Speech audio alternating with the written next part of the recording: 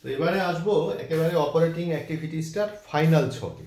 এই ছকটা আর এখানে করছি না, বিরাট বড় ছক, আমি তো গ্রুপে শেয়ার করবই, আস্তে আস্তে বলতে বলতে যাই, মনে হয় খুব একটা অসুবিধে হবে না।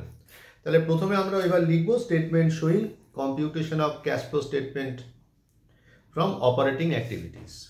ঠিক আছে, কার্যনির্বাহী কার্যকলাপ থেকে আমরা কি ক্যাশ ফ্লোটা মানে পাচ্ছি সেটা। তো এখান থেকে যেটা আমরা প্রথম বার করলাম যে net profit before tax and extraordinary item, সেটা প্রথমে লিখব।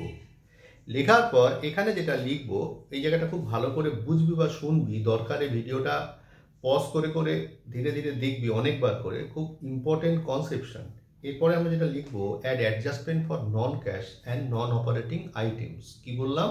Adjustment for non cash and non operating items, মানে আমরা এখানে সেই অ্যাডজাস্টমেন্টটা করছি যেগুলো নন ক্যাশ এবং নন অপারেটিং আইটেম, যেগুলো অপারেটিং আইটেম নয় বা নন ক্যাশ আইটেম। এবার কথা প্রসঙ্গে জানাই, নন ক্যাশ আইটেম বলতে আমরা কি বুঝি? নন ক্যাশ আইটেম মানে হচ্ছে নন মানে না, আর ক্যাশ মানে হচ্ছে নগদ, মানে অনগদ যে সমস্ত জিনিসগুলো, যে দফাগুলো রয়েছে সেগুলোকে বোঝায়। অর্থাৎ যে সমস্ত আইটেমগুলোর জন্য কোনো নগদ অর্থের আগম বা নির্গমন হয় না, সেটাই হচ্ছে নন ক্যাশ আইটেম।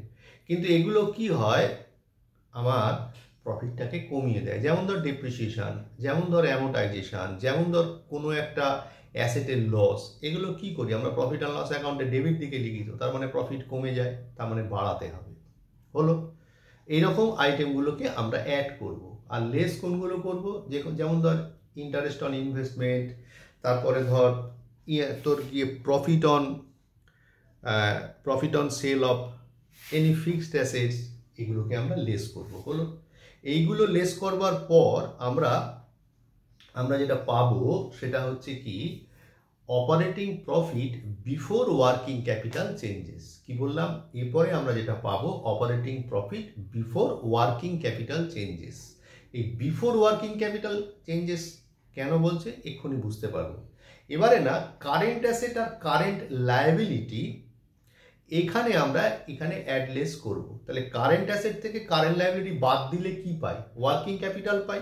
ওই জন্যে বলছে বিফোর ওয়ার্কিং ক্যাপিটাল চেঞ্জেস, মানে আগেরটা। এবারে যদি কোনো কারেন্ট অ্যাসেট কমে যায়, except cash and bank, cash and ব্যাংকে কিন্তু নেওয়া যাবে না, আরও কিছু রয়েছে, ক্যাশ অ্যান্ড ব্যাংক, তারপরে হচ্ছে গিয়ে কোনো ক্যাশ ইকুইভ্যালেন্ট যদি থেকে থাকে, যে ক্যাশ ইকুইভ্যালেন্ট যেটা বললাম নগদ সমতুল্য, মানে ক্যাশ অ্যান্ড ব্যাংক, এটাই হবে অঙ্কের উত্তর, পরবর্তী সময় আসবো। তাহলে আমরা এখানে কারেন্ট অ্যাসেট, যদি কোনো কারেন্ট অ্যাসেট কমে যায় সেটাকে আমরা অ্যাড করব, এক্সেপ্ট ক্যাশ অ্যান্ড ব্যাংক, মানে ক্যাশ অ্যান্ড ব্যাংকে ছাড়া। এবার কারেন্ট অ্যাসেটকে অ্যাড করব কেন, এটা জেনে নিলে আর মুখস্থ করতে হবে না। কারেন্ট অ্যাসেট মানে কি? ধর ডেটর্স, ধর বছরের প্রথমে আছে 50,000, বছরের শেষে হয়ে গেল 30,000, তার মানে কত? 20,000 টাকা কমে গেল। তার মানে কি, ডেটর্স যার কাছ থেকে আমি টাকা পাবো, তাহলে আমি টাকা পেয়ে গেছি, ওই জন্যই তো কমে গেছে। তার মানে কি, আমার নগদ অর্থের আগমন হয়েছে, ওই জন্যে কারেন্ট অ্যাসেট কমে গেলে অ্যাড করব। ঠিক একই রকমভাবে যদি কারেন্ট লায়াবিলিটি বাড়ে তাহলেও অ্যাড করব। যেমন ধর ক্রেডিটার্স বেড়ে গেছে, আমার কিন্তু ধার বেড়েছে, বাট ক্রেডিটার্সের কাছ থেকে আমি আরও টাকা নিয়েছি, তার মানে কি, নগদ অর্থের আগমন হয়েছে, ওই জন্যে যদি কারেন্ট লায়াবিলিটি বাড়ে তাহলে অ্যাড করব।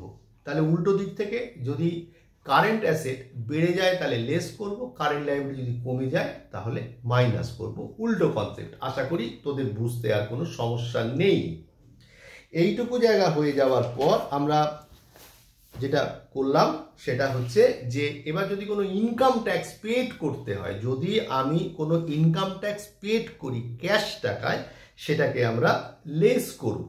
হলো, লেস করবার পর যেটা বেরোলো সেটা হচ্ছে cash flow from operating activities before adjustment for extraordinary items. আবারও যদি কোনো এক্সট্রা অর্ডিনারি রিসিপ্টস থাকে, অপারেটিং অ্যাক্টিভিটিস থাকে, সেটা লেস এখানে অ্যাড করব। আর যদি কোনো এক্সট্রাঅর্ডিনারি পেমেন্ট করতে হয় সেটাকে আমরা লেস করব। করবার পর যেটা বার করব সেটা হচ্ছে cash flow from operating activities. এই হচ্ছে টোটাল অপারেটিং অ্যাক্টিভিটিসের স্ট্রাকচার। এটা ভালো করে খাতায় নোট কর, আমরা পরবর্তীতে একটা ভালো করে অঙ্ক প্র্যাকটিস করব, যাতে করে ক্যাশ ফ্লো স্টেটমেন্টটা বা ক্যাশ ফ্লো স্টেটমেন্টের অপারেটিং অ্যাক্টিভিটিসটা ভালো করে ধরতে পারি। তাহলে আপাতত ক্যাশ ফ্লো স্টেটমেন্টের অপারেটিং অ্যাক্টিভিটিসের ইন্ট্রোডাকশন ভিডিও এইটুকুই। আমি ফিনান্সিং আর ইনভেস্টিং অ্যাক্টিভিটিসের জন্য আলাদা করে আর অঙ্ক করে সময় নষ্ট করব না, তখন আমরা ডাইরেক্ট একেবারে একটা ক্যাশ ফ্লো স্টেটমেন্টেই সেগুলোকে বুঝবার চেষ্টা করব। ঠিক আছে, তাহলে তোদের কাছ থেকে এইটুকু আশা রাখবো, তোরা এই ভিডিওটা ভালো করে দেখে কনসেপ্টটাকে ক্লিয়ার করবি।